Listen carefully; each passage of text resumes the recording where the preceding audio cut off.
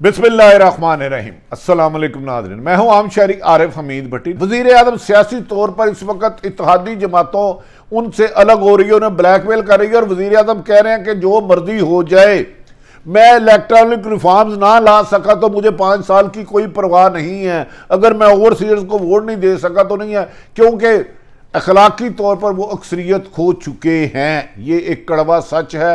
अगर काफ लीग उनका साथ नहीं देती, MQ उनका साथ नहीं देती, तो वो दोनों हाउस जॉइंट सेशन में कोई भी तरमीम मंजूर नहीं करवा सकते। इस पर अपोजिशन ने, शहबाज शरीफ ने कहा है कि वजीर आज़म ने जो इजलास मुलतवी किया है जॉइंट सेशन का, उन्हें फौरी तौर पर रिजाइन देना चाहिए, क्योंकि वो समझते हैं कि उनके पास नंबर गेम पूरी नहीं थी। उनका तो दावा है कि ना सिर्फ उनके इत्तेहादी उनका साथ छोड़ गए हैं, बल्कि PTI के रहनुमा भी अपोजिशन के साथ है। नाज़रीन, मेरी इतला के मुताबिक वजीर आज़म इस वक्त सख्त गुस्से में, बरहमी में है और उन्होंने कहा है कि साहब इन अपोजिशन को, मुस्लिम लीग नून और पीपल्स पार्टी को माजी में किसी जंगजू से वास्ता नहीं पड़ा था, मैं आखिरी गेंद तक मुकाबला करूंगा। उन्होंने कहा कि जो मर्जी हो जाए, मैं NAB ordinance, electronic machine, overseas Pakistan को वोट दिलाने की भर मुमकिन आखिरी हद तक एफर्ट्स करूंगा। इसके लिए इत्तेहादियों को भी मनाऊंगा और अपने जमात के लोगों को नाराज भी करूंगा। जिस हद तक भी मुझे जाना पड़े जाए, मैं ये भूल जाऊंगा कि मैं 2023 तक था। उन्होंने अपनी जमात के लोगों को कहा कि जो मुझे छोड़ के जाना सकता है चले जाए, लेकिन मैं अपना रास्ता नहीं छोड़ूंगा और अपोजिशन से किसी सूरत ब्लैकमेल नहीं होगा। उन्होंने कहा मेरे मकसद वजीर आज़म बनना नहीं, अवाम के लिए जो धांधली शुरू से होती आ रही थी उसका खात्मा है, करप्शन का खात्मा है। जो गो के वजीर आज़म जो एहतसाब का नारा लेके आए थे, नाज़रीन, वो तो कामयाब नहीं हो सका। कड़वा सच है। ना मुस्लिम लीग नून की क़यादत, ना पीपल्स पार्टी की क़यादत से एक पैसा भी रिकवर नहीं हुआ, एक पैसा, जो वजीर आज़म के लिए सवाल खड़ा कर रहा है।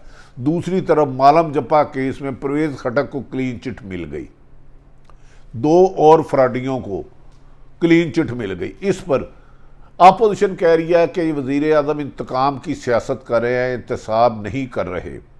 हुक्मरान जमातों में अगर कोई करप्शन करता है तो उसको नहीं पकड़ा जाता।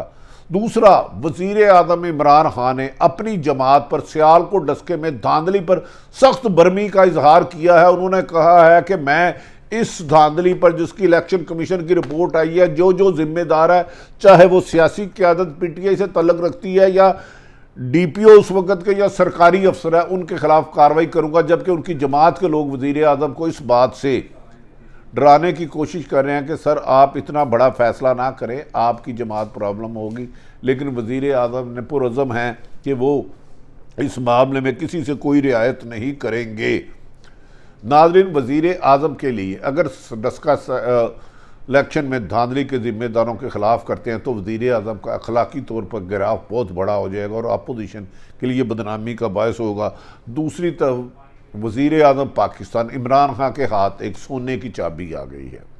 बज़ाहिर तो अपोजिशन ने उन्हें बुलाकर बहुत सख्त, और सुप्रीम कोर्ट में मोहतरम चीफ जस्टिस काबिल एहतराम गुलजार अहमद कादी मीन और एजाजुल हसन ने सख्त अहकाम दिए और उन्होंने ये भी इशारतन कहा TTP से क्यों मुज़ाकरत कर रहे हैं, कातलों को रियासत की जिम्मेदारी है कातलों को गिरफ्तार करना।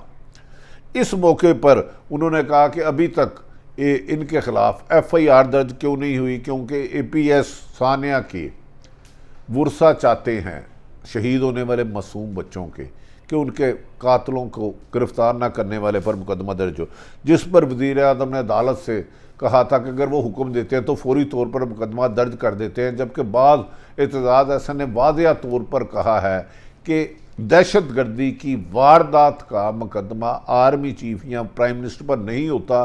पाकिस्तान में सैकड़ों वारदातें हुई हैं, इस तरह तो हर मुकदमा होगा। जबकि वज़ीर आज़म ने 4 हफ्ते का सुप्रीम कोर्ट ने टाइम दिया और वज़ीर आज़म अपने आइनी माहिरीन से करते हैं क्या इस पर उन्हें मुकदमा दर्ज करना चाहिए, करवाना चाहिए, अदालत के हुक्म पर रिपोर्ट देनी चाहिए। लेकिन अगर वज़ीर आज़म उनके आइनी माहिरीन के बावजूद अगर कोई उनको गलत मिसगाइड करता है, वो मुकदमे इंदराज करवा देते हैं। जो APNS का था, जिसमें नवाज शरीफ और उस वक़्त की अस्करी क़यादत को, तो एक ऐसा पंडोरा बक्स खुल जाएगा, क्योंकि पाकिस्तान में तो सैकड़ों हुए हैं, कितने मुकदमे दर्ज होंगे। वज़ीर आज़म इसके लिए मशावरत कर रहे हैं। समझदार और एतजाज़ एहसन ने तो वाशगाफ लफ्ज़ों में कहा है, इस दहशत गर्दी APS का किसी भी सूरत मुकदमा नहीं बनता, जबकि बाद लोग कहते हैं इसके कुछ जिम्मेदारों को जो दहशत गर्द है उनको फांसी दी गई थी। नाज़रीन, वज़ीर आज़म को कुछ उनके नादान दोस्त जिन्होंने मादी में अस्करी क़यादत से और वज़ीर आज़म के फासले बढ़ाने में वज़ीर आज़म को गलत मशवरे दिए, वो इस पंडोरा बक्स की भी कह रहे हैं कि इस पर आपको कार्रवाई करनी चाहिए। ये सुप्रीम कोर्ट का हुक्म आया, क्योंकि वो नवाज शरीफ तो मुल्क से इस वक्त भागे हुए हैं। उस वक्त वज़ीर आज़म नवाज शरीफ थे, अगर उनके ख़िलाफ़ मुकदमा आप दर्ज करते हैं, लेकिन वो ये भूल गए हैं नवाज शरीफ उस वक्त वज़ीर आज़म थे, जो निज़ाम वज़ीर दाखिला थे, लेकिन नाज़रीन आर्मी चीफ रहील शरीफ थे। तो दहशत गर्दी के वारदात में यकीनन वज़ीर आज़म नवाज शरीफ हो या कोई भी हो, दहशत गर्द एक भारत पाकिस्तान में दहशत गर्दी कराता है, उसके बेपनाह सबूत मिल चुके हैं। उसके लिए पाकिस्तान की चाहे सिविल क़यादत हो चाहे अस्करी क़यादत, उन पर मुकदमात नहीं बनते। ये तमाम मैंने निकाला, लेकिन वज़ीर आज़म कहा जा रहा है कि आजकल बहुत ज़्यादा गुस्से में और नाला हैं, क्योंकि उनका एक अज़म था कि वो इस्लाहत करें। इलेक्ट्रॉनिक मशीन की जॉइंट सेशन में वो किसी भी सूरत नंबर गेम पूरी नहीं कर पा रहे, जिस पर आने वाले दिनों में उन्होंने कहा है कि कोई बहुत बड़ा फ़ैसला कर सकते हैं। ये नए इलेक्शन हो, मिड टर्म इलेक्शन हो, यहाँ आर्डीनेंस के जरिए क्या करें। दूसरी तरफ नाज़रीन, आखिर में नवाज शरीफ के लिए एक बुरी खबर, नवाज शरीफ जो पाकिस्तान से भागे हुए हैं, साबिक़ वज़ीर आज़म मुस्लिम लीग नून के कायद नवाज शरीफ ने ताकतवर हलकों को पैगाम भेजा था, अगर वो उनसे माजरत कर ले और इस पाकिस्तान आए तो उन्हें गिरफ्तार ना किया जाए, अदालतों से रिलीफ दिया जाए। दूसरी तरफ नवाज शरीफ को वाशगाफ लफ्ज़ों में ताकतवर हलकों ने पैगाम दिया, हम आपकी किसी किस्म की कोई मदद नहीं कर सकते, आपने अस्करी क़यादत के बारे में सख्त बयानात इल्ज़ामात लगाए हैं, आपके ख़िलाफ़ जो केस है अदालतों से ही रिलीफ लें, हम आपकी मदद नहीं करेंगे। जिस पर नवाज शरीफ सख्त मायूस हुए। कहा जा रहा है कि नवाज शरीफ ने बहुत से लोग ताकतवर हलकों के पास भेजे कि हम एस्टेब्लिशमेंट के ख़िलाफ़ नहीं बोलेंगे, लेकिन एस्टेब्लिशमेंट उन्हें ये फेवर दे कि वो जब आएँ उनकी गिरफ्तारी ना हो और अदालतों से उन्हें रिलीफ मिल जाए। जिस पर एस्टेब्लिशमेंट ने नवाज शरीफ को इनकार कर दिया है कि वो उनकी कानूनी मामला जो अदालती मामला है अदालतों से रिलीफ लें। अब ताकतवर हल्के सिर्फ अपने आइन और कानून के मुताबिक अपने इख्तियारात इस्तेमाल करेंगे। नवाज शरीफ के लिए ये खबर बहुत बुरी थी, क्योंकि उनके हम नवा और हम प्याले उनके दानश्वर कुछ लोग प्रोपेगेंडा कर रहे थे कि नवाज शरीफ मुल्क में आ रहे हैं। अब मेरी इतला है कि नवाज शरीफ ने फैसला किया है कि वो पाकिस्तान में जेल में जाने के लिए किसी सूरत भी नहीं आएंगे। पाकिस्तान उस वक़्त आएंगे जब उन्हें ताकतवर हल्के गारंटी दे या मौजूदा हुकूमत का ख़ात्मा आ जाए और केयर टेकर सिस्टम आए और उनके मामलात उनकी माफ़ी तलाफ़ी हो, उस सूरत में पाकिस्तान आएंगे।